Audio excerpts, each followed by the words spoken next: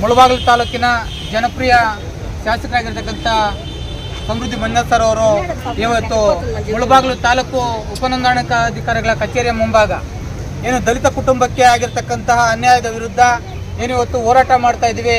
ಇವತ್ತು ಜನರ ಪರವಾಗಿ ಕಾಳಜಿರ್ತಕ್ಕಂಥವರು ಮತ್ತು ದಲಿತ ಪರವಾಗಿ ಕಾಳಜಿರ್ತಕ್ಕಂತಹ ಮಾನ್ಯ ಶಾಸಕರು ಈ ಒಂದು ಸ್ಥಳಕ್ಕೆ ಬಂದಿದ್ದಾರೆ. ಏನಿವತ್ತು ಕೋಲಾರ ಜಿಲ್ಲೆ ಬೆಂಗಳೂರಿಗೆ ಕೂಗಳತೆಯ ದೂರದಲ್ಲಿರೋದ್ರಿಂದ ಇವತ್ತು ಭೂಮಿಯ ಬೆಲೆ ಗಗನಕ್ಕೇರಿದೆ.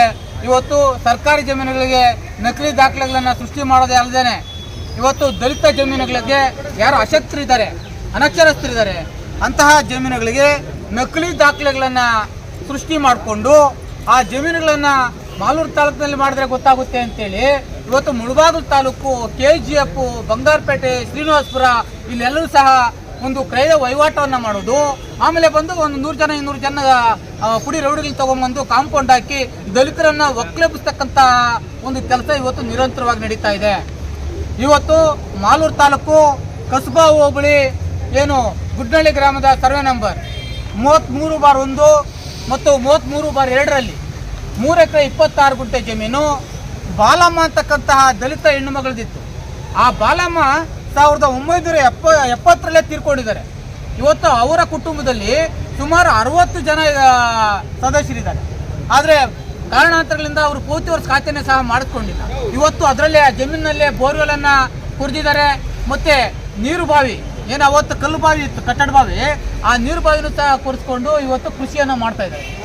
ಆದರೆ ಇವರು ಪೊಸಿಷನಲ್ಲಿರ್ತಕ್ಕಂಥದ್ದು ದಾಖಲೆಗಳೆಲ್ಲ ಇವರು ಎಲ್ಲೋ ಇರ್ತಕ್ಕಂಥ ಬಾಲಮ್ಮ ಕಾಜಿಕಲ್ಲಹಳ್ಳಿ, ಕೋಲಾರ ತಾಲೂಕು ಕಾಜಿಕಲ್ಲಹಳ್ಳಿ, ಅಗ್ರಹಾರ ಕಾಜಿಕಲ್ಲಹಳ್ಳಿ ಅಂತ 2 ಹಳ್ಳಿಯನ್ನು ಸೇರಿಸಿ ಒಂದು ಆಧಾರ್ ಕಾರ್ಡನ್ನು ಎಡಿಟ್ ಮಾಡಿಕೊಂಡು ಇವತ್ತು ಅಲ್ಲಿ ಬಂದು ರಿಜಿಸ್ಟರ್ನ ಮಾಡಿದ್ದಾರೆ. ಅವ್ರು ಕೊಟ್ಟಿರ್ತಕ್ಕಂಥದ್ದು 2 ಕಾಪಿ, ಒಂದು ಆಧಾರ್ ಕಾರ್ಡ್ ಕೊಟ್ಟಿದ್ದಾರೆ, ಅದನ್ನು ಎಡಿಟ್ ಮಾಡಿದ್ದಾರೆ, ಮತ್ತು ಎಪಿಕ್ ಕಾರ್ಡ್ ಅಂದರೆ ಮತದಾನದ ಗುರುತಿನ ಚೀಟಿ ಕೊಟ್ಟಿದ್ದಾರೆ. ಈ 2 ಪತ್ರವನ್ನು ಕೊಟ್ಟು ಇವತ್ತು 1,68,00,000ಕ್ಕೆ 3 ಎಕರೆ 26 ಗುಂಟೆ, ಇವತ್ತು 1 ಎಕರೆ ಬಂದು 2 ಕೋಟಿ 3 ಕೋಟಿ ರೂಪಾಯಿ ಬೆಲೆ ಬಾಳುತ್ತೆ. ಅಂಥದ್ದನ್ನು ಇವರು ಉದ್ದೇಶಪೂರ್ವಕವಾಗಿ ಇವರಿಗೆ ದಲಿತರಿಗೆ ಮೋಸ ಮಾಡಬೇಕು ಅಂತಕ್ಕಂಥ ಒಂದು ಉದ್ದೇಶದಿಂದನೇ ಇವತ್ತು ಕ್ರಯ ವಹಿವಾಟನ್ನು ಮಾಡಿದ್ದಾರೆ. ಕಳೆದ ಗುರುವಾರ ಬಂದು ನಾವು ಉಪನೋಂದಣಾಧಿಕಾರಿಗಳು ಮೇಡಮ್ ಅವ್ರಿಗೆ, ಮಂಜುಳಾ ಮೇಡಮ್ ಅವ್ರಿಗೆ ನಾವು ಮಾಹಿತಿಯನ್ನು ಕೊಟ್ಟಿದ್ದೀವಿ. ಮಂಜುಳಾ ಮೇಡಮ್ ಅವರು ಮುಳಬಾಗಿಲು ಪೊಲೀಸ್ ಠಾಣೆಗೂ ಸಹ ದೂರು ಕೊಟ್ಟಿದ್ದಾರೆ. ಆದರೆ ಪೊಲೀಸರು ಯಾವುದೇ ರೀತಿ ಕ್ರಮ ಕೈಗೊಂಡಿಲ್ಲ.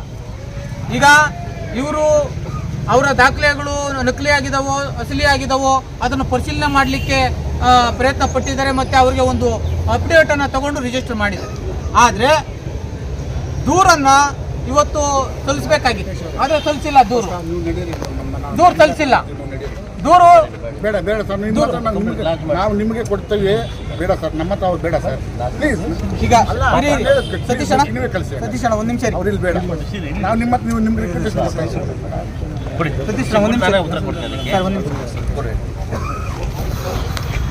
ಈ ಒಂದು ಸಮಸ್ಯೆನ ಬಗೆಹರಿಸಬೇಕು ಅಂತೇಳಿ ನಾವು DRಗೂ ಸಹ ನಾವು ಮನವಿಯನ್ನು ರೆಡಿ ಮಾಡ್ಕೊಂಡಿದ್ದೀವಿ. ಉಪನೋಂದಣಾಧಿಕಾರಿಗಳಿಗೂ ನಾವು ಮನವಿ ಕೊಟ್ಟಿದ್ದೀವಿ.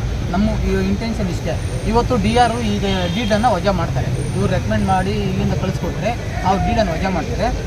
ಈಗ ಅವ್ರು ಯಾರು ನಕಲಿ ದಾಖಲೆಯನ್ನು ಸೃಷ್ಟಿ ಮಾಡಿದ್ರೆ ಅವ್ರ ಮೇಲೆ ಕೇಸ್ ಆಗಬೇಕಷ್ಟೇ ಸರ್. ಕೊಡು, ನಾನು ಮಾತಾಡ್ತೀನಿ ಕೊಡು. ಶ್ರವಣ ನಿಂತ್ಕೊಂಡು ಸತೀಶಣ್ಣ ವೆಂಕಟೇಶ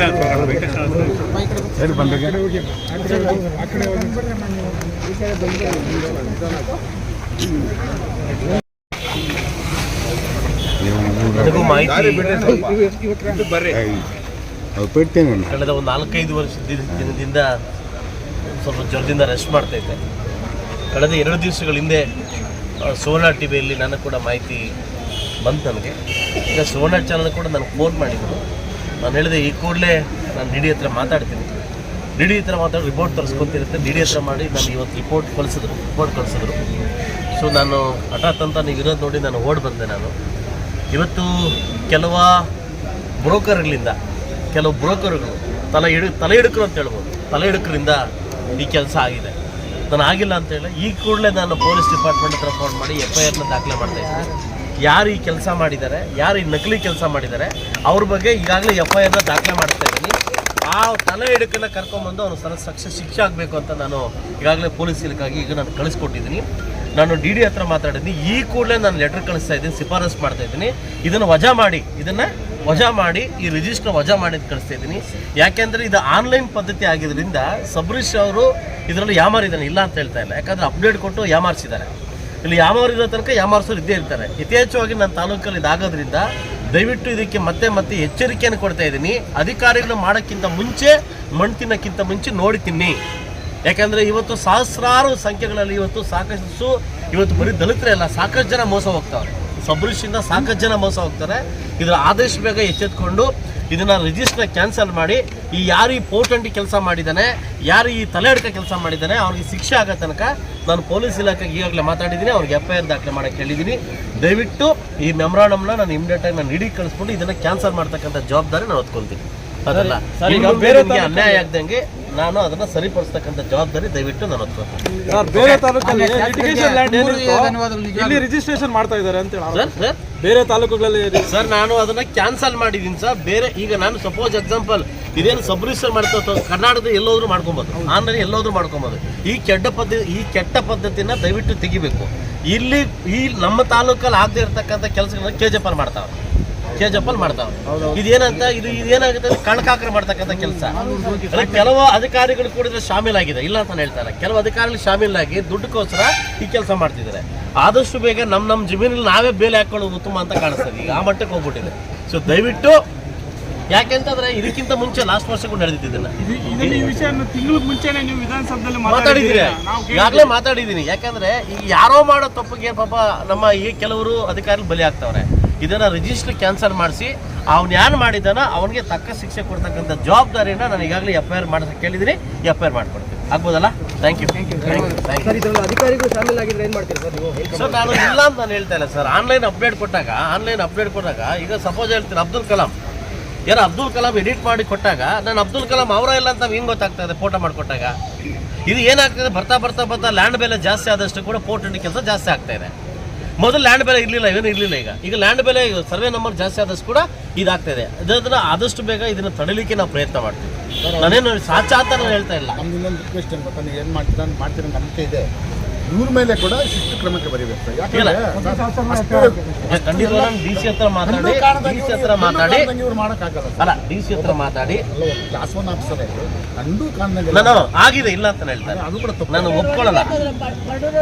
ಆಗಿಲ್ಲ ನೋಡಿ, ನನ್ನ ಗಮನಕ್ಕೆ ನಾನು ಬಂದಿದ್ದೀನಿ. ಇದನ್ನು ಸರಿ ಮಾಡಿಸ್ಕೊಂಡು ಜವಾಬ್ದಾರಿ ನಂದು. ಇದನ್ನ ನೀವೊಂದು ರಿಕ್ವೆಸ್ಟ್ DD ಕೂಡ ಕಳಿಸ್ಕೊಡಿ. ಓಕೆ, ಇದನ್ನು ಶಿಫಾರಸು ಮಾಡಿ ಇದನ್ನು ಕ್ಯಾನ್ಸಲ್ ಮಾಡೋಕ್ಕೆ ಈ ರಿಜಿಸ್ಟರ್ ಕ್ಯಾನ್ಸಲ್ ಆಗಬೇಕು. ಈಗ ಅವ್ನು ಕರೆದು ನೀನೇ ಒಂದು FIR ಮಾಡಿ.